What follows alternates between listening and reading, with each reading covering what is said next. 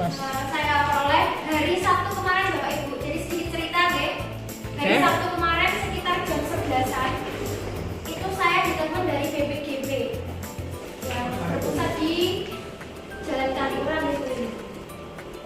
Kemudian diminta untuk mengikuti pengimbasan guru penggerak ini di SMP 2 Bantul.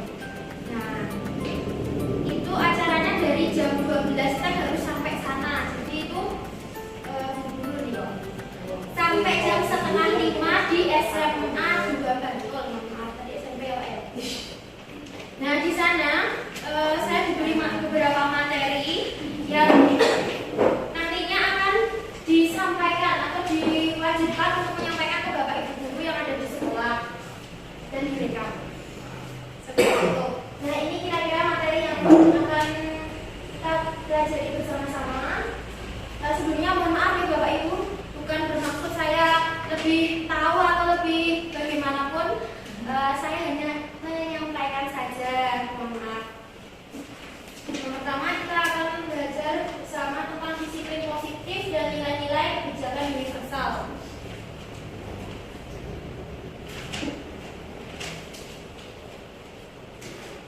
Bapak Ibu, hukuman dapat mendisiplinkan anak. Setuju atau mboten? Setuju. Setuju ya? Bagaimana Bapak Ibu yang lain? Mendisiplinkan anak. Hukuman dapat mendisiplinkan anak. Setuju? Setuju. Pemberian hukuman dengan hal positif seperti membaca atau membersihkan halaman sekolah dapat meningkatkan kedisiplinan anak. Setuju atau mboten? Setuju ya? Memberikan penghargaan dapat meningkatkan motivasi belajar anak. Setuju. Ampun. Perubahan paradigma kegiatan kepala tangan. Ada A dan B. Ini siapa yang mau berpartisipasi? Bu Bella? Oke, maju ke depan Bu Bella.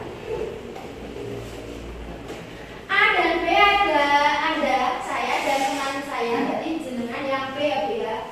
Sobeklah secari kertas kecil, tuliskan benda atau sesuatu yang sangat berharga untuk saya. Berapa ya yang berharga? Uang. Wow, baiklah Bu. Saya tulis ini. Boten. Sobekkan. Nah, kemudian sesuatu yang sangat berharga untuk saya letakkan di salah satu tangan saya. Genggam benda tersebut dengan segala daya. Tidak genggam ya Bu Bella ya. Buatlah sebuah kepalan. Teman B, Bu Bella akan mencoba dengan sekuat tenaga dengan berbagai cara meminta saya untuk memberikan kertas ini kepada Bu Bella. Bisa membujuk, mengancam, menghardik, meraih, menyuap, apa saja agar dapat membuka kepala tangan saya. Coba benar sih. Ayo. Mereka yang mana? Nggak bisa. Ini harus bisa atau enggak? Ini nanti dipaksa. Oh iya, kenalkan saja ya Bu. Ya. Kalau kita sih kok. Oh iya betul. Sudah saya lepaskan tapi saya tidak ikhlas ya Bapak Ibu. Ya. Ini cuma ini Bu apa namanya ya? Simulasi. Nah, tapi kertasnya tidak bagus ya Bu ya. Kertasnya rusak. Nah, Bu Bella. Kan dipaksa. Saya dengan ikhlas diminta harus ada dari dalam. Ini padahal yang saya tulis keluarga ya. Menurut saya keluarga adalah yang paling berharga. Lanjut. Saya ini ya Bu.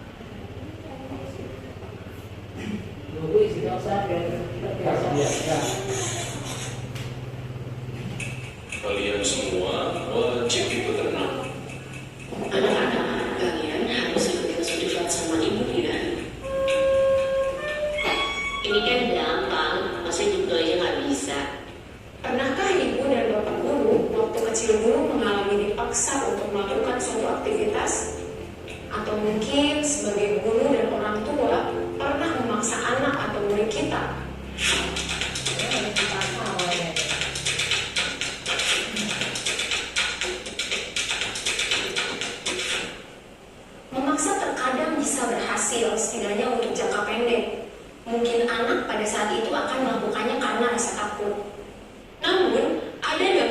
panjang yang mungkin tidak kita sadari, Ibu dan Bapak Guru, perilaku tidak akan jadi kebiasaan dalam jangka panjang. Perilaku itu hanya akan dilakukan jika ada paksaan dari luar. Karena perilaku tersebut bukan muncul dari kesadaran internal. Kedua, akan hilang ketertarikan bahkan muncul antipati terhadap kegiatan yang dipaksakan.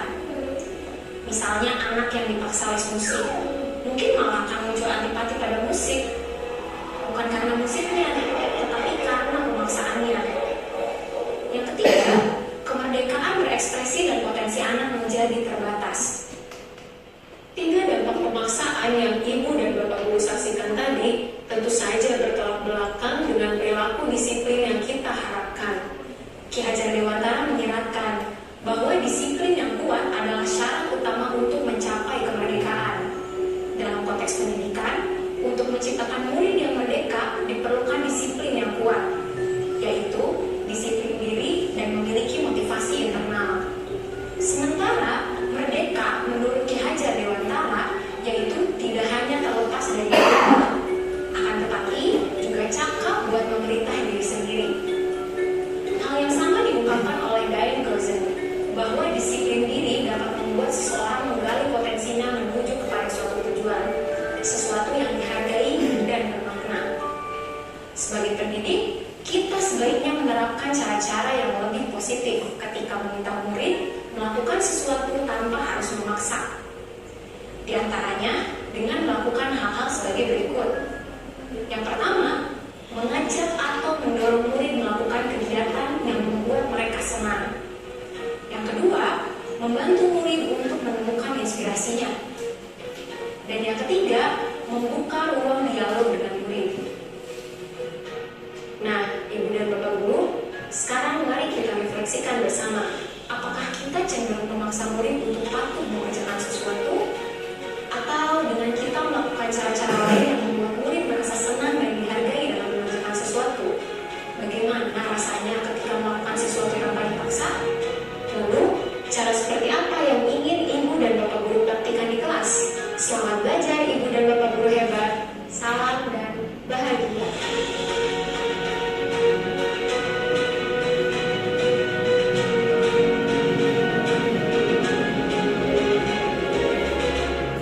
Nah, dari video ini ternyata dipaksa itu tidak boleh dari Bapak Ibu. Jadi harus pembelajaran yang menyenangkan terlebih dahulu agar memantik siswa untuk disiplin positif dari dalam dirinya sendiri. Jadi jangan direbut ya, Bu Bella. Dirayu. Nah, seperti ini. Perubahan paradigma stimulus respon teori kontrol atau teori pilihan. Stimulus respon, kita mencoba mengubah orang agar berpandangan sama dengan kita. Tapi seharusnya kita berusaha memahami pandangan orang tersebut tentang dunia. Yang kedua, perilaku buruk dilihat sebagai suatu kesalahan. Yang sebaiknya adalah semua perilaku memiliki tujuan. Yang ketiga, orang lain bisa mengontrol saya. Teori kontrol dan pilihan, hanya Anda yang bisa mengontrol diri Anda sendiri. Stimulus respon, saya bisa mengontrol orang lain. Kalau teori kontrol, Anda tidak bisa mengontrol orang lain. Stimulus respon yang ke-5, pemaksaan ada pada saat bujukan gagal. Jadi setelah dibujuk gagal itu dipaksa. Tapi seharusnya kolaborasi dan konsensus menciptakan pilihan-pilihan yang baru. Yang terakhir, model berpikir menengah atau kalah juga menjadi model berpikir menang dan menang. Jadi tidak ada yang kalah. Ini adalah kerangka disiplin positif Bapak Ibu. Dari yang dijelaskan kemarin, nanti kita juga akan belajar posisi kontrol. Jadi guru itu nanti ada di penghukum nomor 1, nomor 2 pembuat rasa bersalah. Jadi maksudnya penghukum itu salah terus dihukum. Nah, seperti itu. Kalau pembuat rasa bersalah itu contohnya ketika ada anak yang melakukan kesalahan, saya terlambat. Aduh Le, kenapa kok kamu itu terlambat? Nanti bu guru dimarahin bu kepala sekolah. Nah, seperti itu adalah contoh pembuatan rasa bersalah. Kemudian teman, pemantau dan manajer.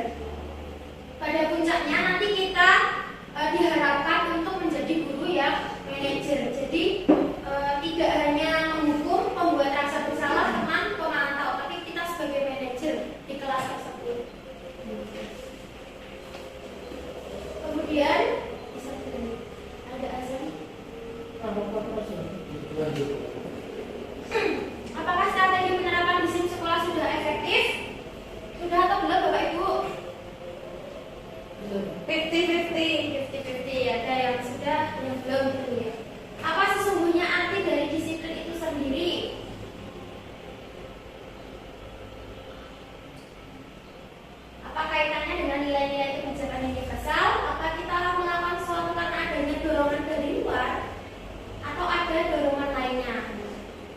Kita lanjut. Nah, disiplin artinya adalah belajar. Makna asal dari kata ini berkonotasi dengan disiplin diri dari murid-murid Sokrates dan Plato. Jadi bukan dari eksternal, dari luar, contohnya dari penghargaan atau penghukuman, tapi berasal dari bangkit dari dirinya sendiri. Disiplin diri membuat seseorang menggali potensinya menuju sebuah tujuan apa yang dia hargai dan dia inginkan. Namun dalam budaya kita, makna kata disiplin telah berubah menjadi sesuatu yang dilakukan seseorang pada orang lain untuk mendapatkan kepatuhan. Kecenderungan umum adalah menghubungkan kata disiplin dengan ketidaknyamanan, bukan dengan apa yang kita hargai atau pencapaian suatu tujuan yang mulia atau ingin dihargai, ingin diakui. Nilai-nilai kebajikan universal. Setiap perilaku atau perbuatan memiliki suatu tujuan. Dengan mengkaitkan nilai-nilai kebajikan yang berarti ini seseorang, maka motivasi intrinsiknya akan terbangun sehingga menggerakkan motivasi dari dalam untuk mendapatkan atau mencapai tujuan yang mulia. Jadi dari dalam dirinya kita harus membangkitkan sebagai ibu, kita harus membangkitkan nilai-nilai yang ada dalam diri siswa untuk dikeluarkan, bukan karena hukuman atau penghargaan. Nah, ini nilai-nilai kebajikan yang ingin dicapai setiap anak di Indonesia. Ini yang sudah merdeka belajar, sampun sering kita nyanyikan bersama-sama ya Bapak Ibu. Perlu kita nyanyikan bersama-sama? Ya, udah tidak mengantuk ya. Sudah mengantuk Bu Vina? Ya. Tapi ini sepertinya tidak urut seperti yang biasanya ya Bapak Ibu. Belajar Pancasila, beriman dan bertakwa pada Tuhan Yang Esa dan berakhlak mulia, berkebinekaan global, gotong royong mandiri, kreatif dan bernalar kritis. Semangat sekali lagi ya Bapak Ibu, semangat. Maaf ya Bapak Ibu. 1, 2, 3. Belajar Pancasila, beriman dan bertakwa pada Tuhan Yang Esa dan berakhlak mulia, berkebinekaan global, gotong royong mandiri, kreatif dan bernalar kritis. Sudah hafal semuanya oke? Yang nilai-nilai yang akan kita capai. Alhamdulillah, lanjut. Teori motivasi, hukuman dan penghargaan. Peserta dapat menjelaskan dan menganalisis teori motivasi dan motivasi intrinsik yang dituju, serta menerapkannya dalam kehidupan sehari-hari di lingkungannya. Peserta dapat menjelaskan konsep hukuman dan penghargaan dan konsep pendekatan restitusi. Bapak Ibu. Ternyata saya selama ini memberikan bintang kepada anak-anak di kelas 5 itu kurang tepat. Karena penghargaan kalau tidak dikasih bintang mereka tidak mau bergerak seperti itu. Kebiasaan yang kurang baik. Ini teori motivasi perilaku manusia. Jadi motivasi dibagi menjadi dua ya Bapak Ibu. Yang eksternal dan internal. Nah, eksternal itu intinya berasal dari luar dirinya sendiri. Yang pertama, untuk menghindari ketidaknyamanan atau hukuman. Jadi anak itu mau berangkat pagi karena nanti terlambat nggak dihukum, seperti itu. Yang kedua, untuk mendapatkan imbalan dari orang lain atau institusi. Nah, ini yang saya lakukan di kelas 5. Imbalannya mendapatkan bintang kalau anaknya rajin. Jadi anaknya rajin itu orientasinya bintang. Nah, itu ternyata kurang tepat. Yang ketiga, untuk menghargai dirinya sendiri. Saya ingin berangkat tepat waktu supaya saya menjadi anak yang pintar. Nah, itulah yang tujuan disiplin positif. Motivasinya dari internal. Merdeka, menurut Ki Hajar Dewantoro, merdeka itu artinya tidak hanya terlepas dari perintah, akan tetapi juga cakap buat memerintah dirinya sendiri. Kita nggak, anak-anak itu tidak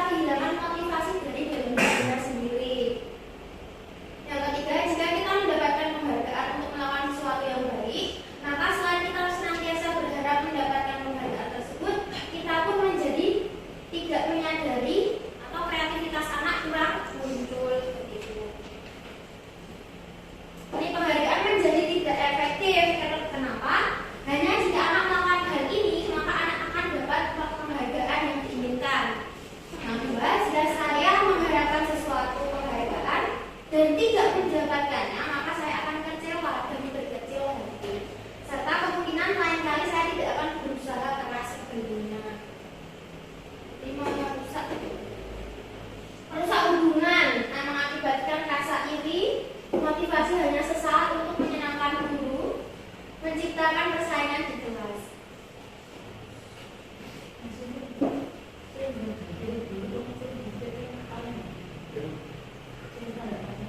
Baik Bapak Ibu, ini ada beberapa pernyataan.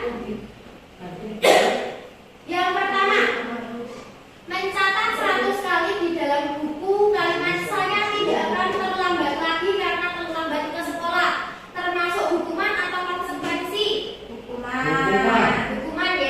Oke. Lari mengelilingi lapangan basket 2 kali karena terlambat hadir di sekolah, hukuman atau hukuman? Murid diminta untuk push up 15 kali karena tidak menggunakan masker ke sekolah, hukuman.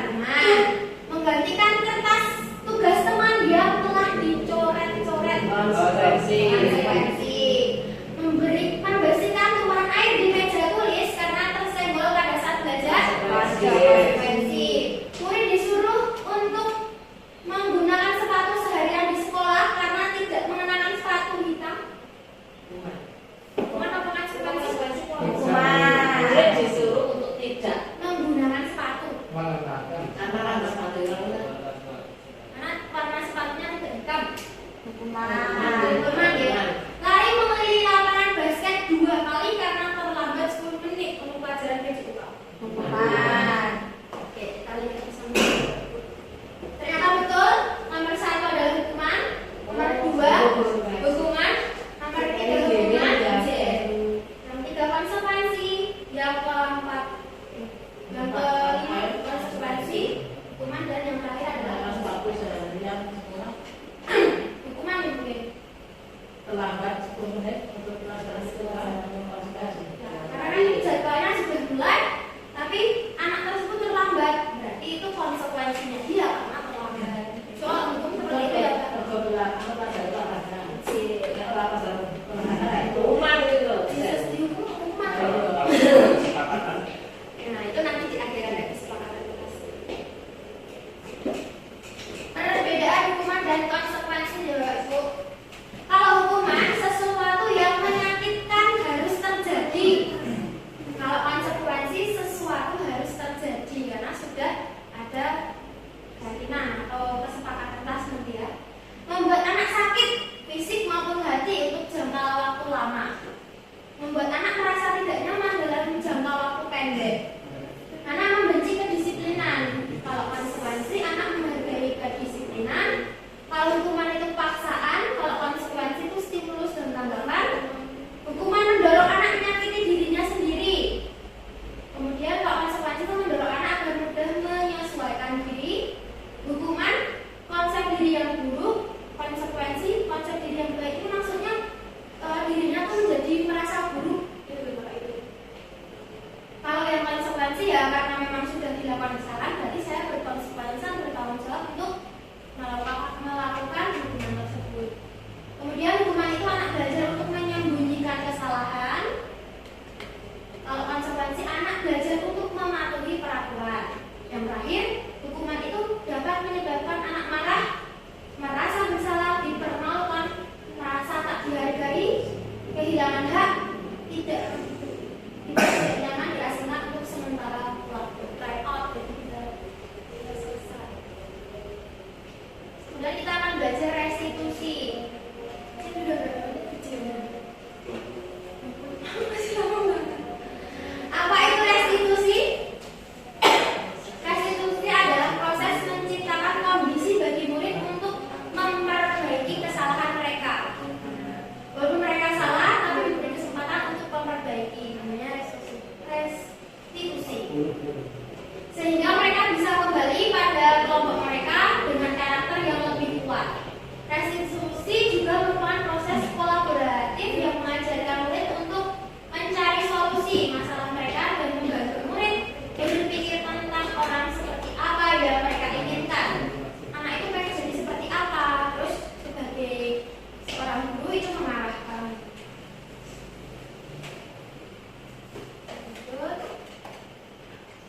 Nah, tadi ada hukuman, konsekuensi, dan yang terakhir yang paling ditujukan untuk seorang guru itu adalah restitusi Bapak Ibu. Contoh ya, misalnya kalau hukuman sesuatu yang konsekuensi sesuatu harus terjadi karena sebuah kesalahan. Kalau restitusi merupakan pilihan, jadi anak bisa memilih kalau melakukan suatu kesalahan pasti nanti dihukum. Jadi kalau restitusi mending tidak usah melakukan kesalahan.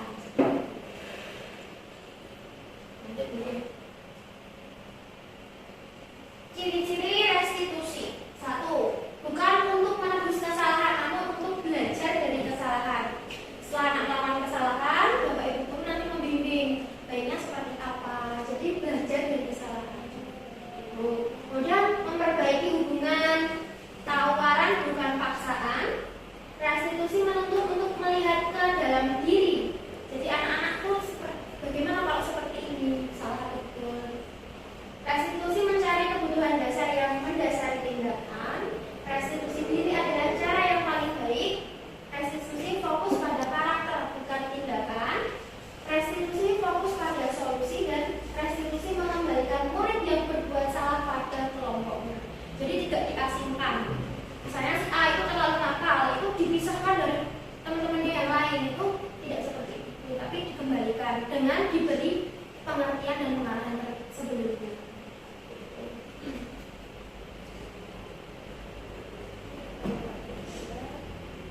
Kemudian keyakinan kelas ya Bapak Ibu. Di kelas 1 sampai 6 sudah membuat keyakinan kelas Bu. Yang dibuat kesepakatan kelas. Nampak ya Bu ya? Bedanya peraturan dan keyakinan kelas. Ini Bapak Ibu.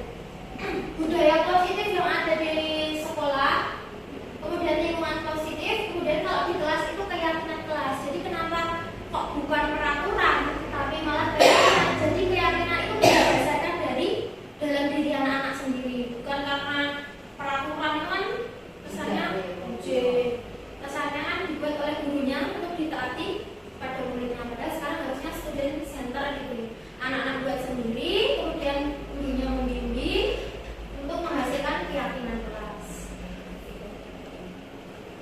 Nah, ini adalah contoh keyakinan kelas.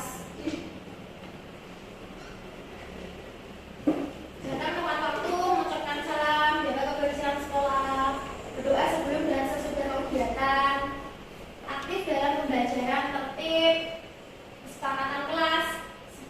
Kami guru dan murid yang saling menyayangi, kami murid yang semangat belajar, kami murid yang peduli dengan teman-teman. Dari kata-kata ini sebenarnya mengandung sebuah makna nih Bapak Ibu.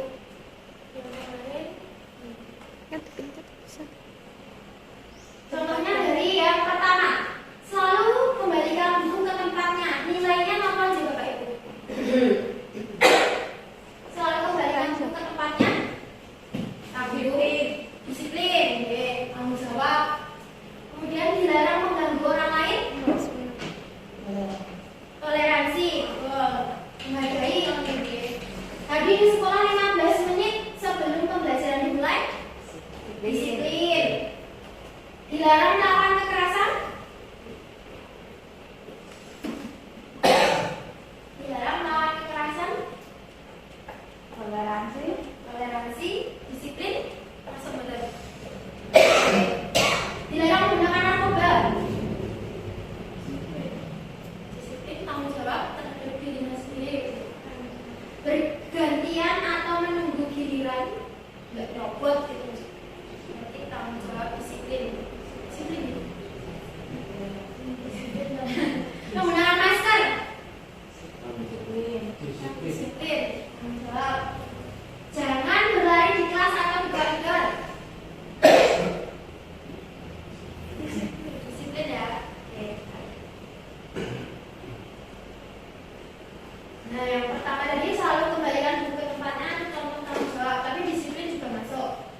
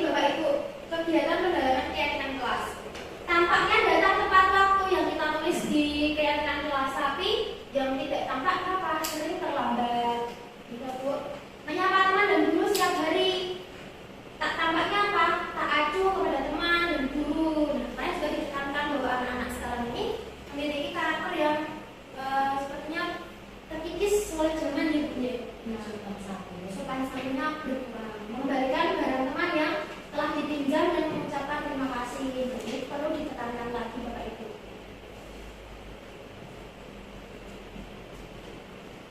Ini kebutuhan dasar manusia. Rasa kasih sayang dan rasa diterima. Bertahan hidup, penguasaan, kesenangan, kebebasan. Kemarin yang dicontohkan, seorang anak itu sering mengganggu temannya karena ingin mencari perhatian gurunya. Nah, itu termasuk termasuk apa Bapak Ibu? Kasih sayang dan rasa diterima nih, karena dia mungkin kurang perhatian dalam keluarganya. Kemudian ada anak itu yang sering jaluki kancane nek makan siang itu. Jaluki kancane, maksa meneh. Nah, itu termasuk apa Bapak Ibu? Penguasaan bahasa mereka ingin dihargai, apa dianggap wah sama teman-temannya sehingga temannya takut. Nah, ini pernah terjadi di kasus kelas 5. Itu Vicky itu senengannya ngongkoni koncone untuk membelikan jajanan di tempatnya Pak Cik. Nah, korbannya itu Yofian disuruh oke. Nah, kalau Dengan tujuh Yofi. iya, yang pakai uangnya Yofi kebanyakan kesannya seperti itu Bu. Nah, itu termasuk penguasaan Bapak Ibu. Kemudian kesenangan. Nah, dikalimat lagi contohnya Reza. Dia itu menjadi temannya karena ingin kesenangan sendiri gitu Bu. Kalau lihat temannya susah itu seneng gitu. Jadi enggak kok Bu cuma bercanda gitu seperti itu. Tapi kan temennya keseringan juga Yofian lagi korbannya. Nah, kemudian untuk bertahan hidup, misalnya yang kasus makan siang tadi deh Bu. Kasus makan siang ini juga salah satunya untuk bertahan hidup. Kenapa? Karena orang tuanya tidak memberi bekal, tidak memberi sangu. Jadi memang dia seperti itu karena dia lapar kalau siang hari, sedangkan dia tidak punya uang, terus dia lebih konsumsi. Terus Bapak Ibu ini yang posisi kontrol. Sebagai seorang pendidik itu ada 5 posisi kontrol. Penghukum, membuat orang bersalah, merasa bersalah, anaknya merasa bersalah, teman atau pemantau, pemantau atau manajer. Nah, yang diharapkan dari ini adalah menjadi seorang pendidik yang manajer. Nah, contohnya seperti ini Pak.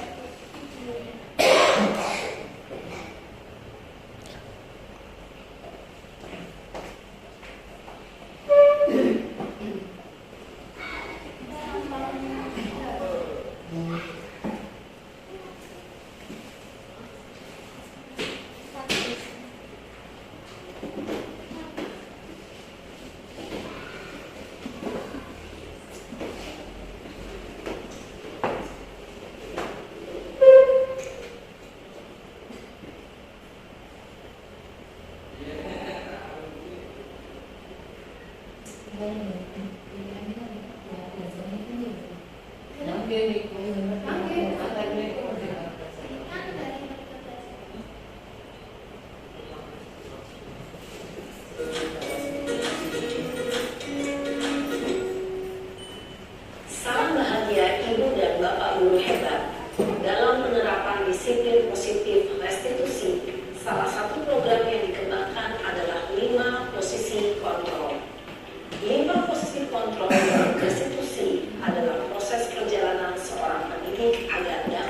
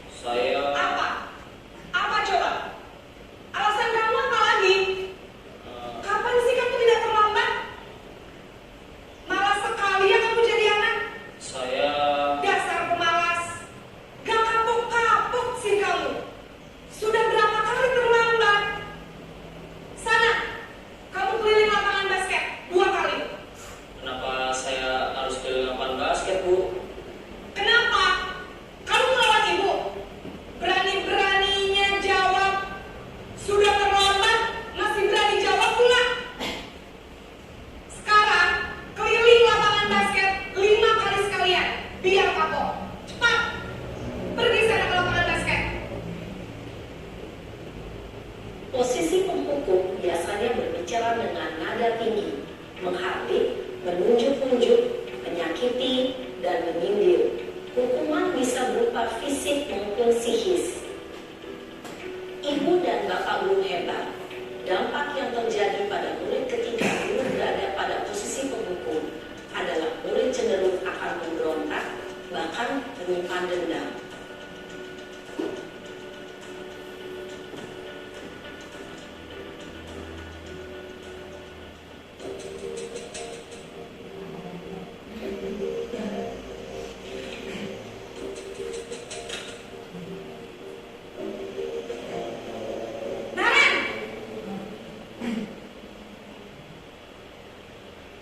Selamat pagi, Bu.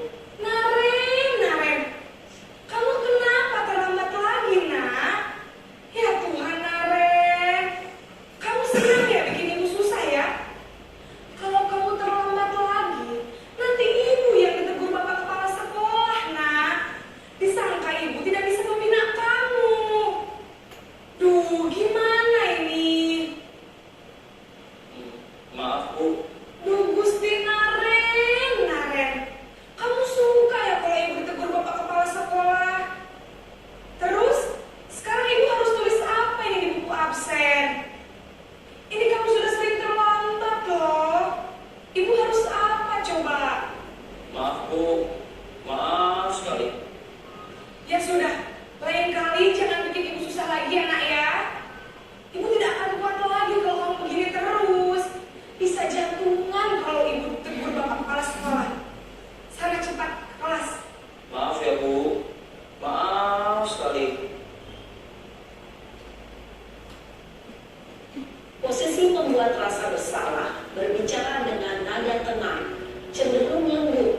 Namun kata-kata yang diutarakan membuat murid merasa menjadi orang yang gagal, memandang buruk dirinya sendiri, merasa tidak berharga, dan tidak sanggup membahagiakan orang lain. Ketika guru mengambil posisi pembuat rasa bersalah, murid akan menganggap dirinya yang bersalah dan ia akan menyimpan emosi negatif tersebut di dalam dirinya.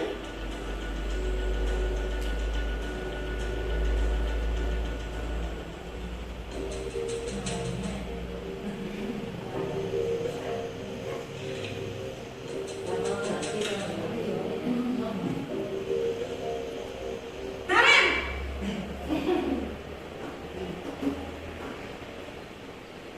Selamat pagi, Bu. Wah, sudah jam berapa ini, nak? Terlambat lagi ya, sayang. Iya, Bu.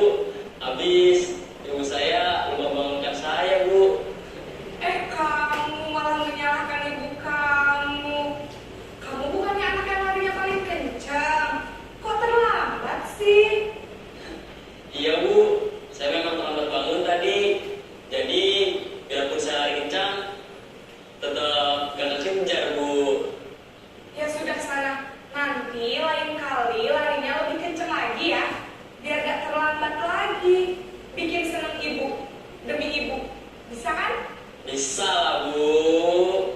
Ya sudah sana masuk kelas. Ibu beresin urusan absen kamu. Kamu ini ada-ada saja. Dalam posisi teman, guru berbicara dengan nada suara ramah, akrab, cenderung bersenda gurau untuk menjaga suasana tetap santai. Murid akan merasa senang, aman, dan akrab dengan guru. Identitas yang tercipta adalah identitas sukses atau berhasil. Namun, perlu diingat, karena ini masih dorongan eksternal, maka ada faktor ketergantungan dari murid kepada orang tertentu. Di sini, guru absennya, sehingga di lain waktu, murid bisa berperilaku baik, namun hanya kepada orang-orang tertentu saja.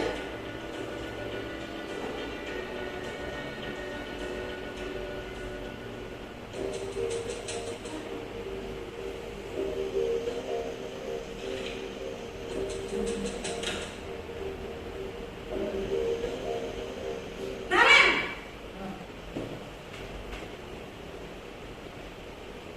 Selamat pagi, Bu. Naren, apa peraturan sekolah kita tentang jam berapa kita harus masuk sekolah, nak? Kita harus di sekolah jam 7, Bu. Iya betul, sekarang sudah jam 7.20.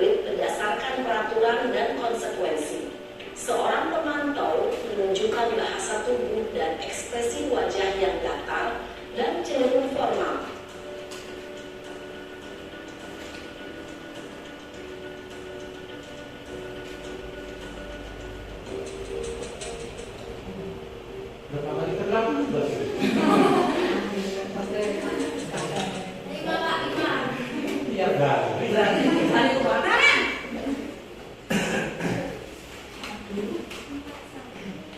Selamat pagi Bu. selamat pagi Naren. Maaf Bu, saya terlambat. Iya, sekolah masuknya jam 7, sekarang sudah jam 7.20. Jadi sekarang bagaimana ini Naren? Maaf Bu, saya lupa setel alarm saya semalam. Baiklah, menurut kamu, keyakinan sekolah yang mana yang perlu kamu tingkatkan? Menghargai diri sendiri dan orang lain mungkin ya Bu. Setuju. Jadi, apakah Naren meyakini prinsip saling menghormati tersebut? Iya Bu, saya meyakininya. Apakah Naren bersedia memperbaiki masalah keterlambatan ini? Bersedia Bu. Bagaimana kamu akan memperbaiki masalah keterlambatan ini? Saya akan coba untuk tidak lupa menyetel alarm saya Bu. Baik, kalau Naren lupa menyetel alarm di rumah, ada orang yang kira-kira bisa bantu mengingatkan tidak? Ada Bu, kakak saya, Kak Emma. Ada lagi selain Kak Emma? Selain Kak Emma, ada ibu saya. Baik, jadi yang mengingatkan Naren adalah Kak Emma dan Ibu Kavian. Kira-kira akan mulai start alarm kapan nih Naren? Setelah pulang sekolah, akan segera saya lakukan. Baik, jadi Naren akan setel alarm untuk bangun besok pagi dan akan diingatkan oleh kakak dan ibunda Naren ya. Ada lagi yang mungkin perlu dilakukan Naren agar tidak terlambat bangun lagi. Tidak ada Bu. Baik Naren, terima kasih untuk kerjasama kamu. Sekarang kamu perlu kembali ke kelas guru belajar. Baik Bu, terima kasih. Posisi manajer adalah posisi kontrol yang disarankan untuk membimbing murid memiliki sikap disiplin yang positif, yaitu murid yang mandiri, bertanggung jawab, dan dapat memecahkan masalah. Tujuan dari posisi ini adalah agar murid dapat berefleksi atas tindakannya. Guru akan dengan tulus memberikan pertanyaan-pertanyaan bermakna, sehingga membuat murid dapat belajar dari kesalahannya dan mencari sebuah solusi untuk menyelesaikannya. Ibu dan Bapak guru hebat, setelah mengamati adegan kelima posisi kontrol tadi, kira-kira posisi mana yang paling ideal? Posisi mana yang dapat menunjang motivasi intrinsik murid? Ya, tentu posisi manajer. Posisi ini memang posisi ideal yang ingin dituju setiap pendidik. Pada posisi inilah, guru dapat menerapkan disiplin positif yang berpihak pada murid, yang memerdekakan murid. Perjalanan seorang pendidik tentunya tidak mudah untuk sampai pada posisi seorang manajer. Namun, tujuan kita pasti, yaitu menciptakan murid-murid yang mandiri, merdeka, dan bertanggung jawab. Semoga penggambaran 5 posisi kontrol yang telah diperlihatkan ini dapat menjadi ajang refleksi bagi kita semua, agar dapat terus mengasah dan menerapkan disiplin positif yang memerdekakan murid. Mari terus berlatih dan bersemangat. Selamat menerapkan. Salam dan bahagia, Ibu dan Bapak guru hebat.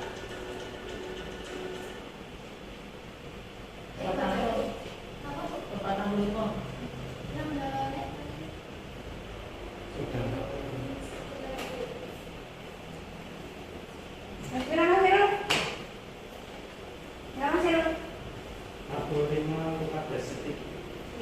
sudah tercapai Bapak Ibu. Jadi selain 5 posisi yang ingin kita capai tadi sebagai manajer ya Bapak Ibu. Jadi pertama ketika anak membuat kesalahan itu kita refleksikan kesalahannya itu apa. Kemudian pertanyaan bermakna, memantik peserta didik untuk menyadari kesalahannya tersebut dan berbuat baik di kedepannya serta mencari solusi atas masalah ini. Mungkin ini saja yang dapat saya sampaikan ya Bapak Ibu. Mohon maaf banyak salah dan kurangnya. Wassalamualaikum warahmatullahi wabarakatuh.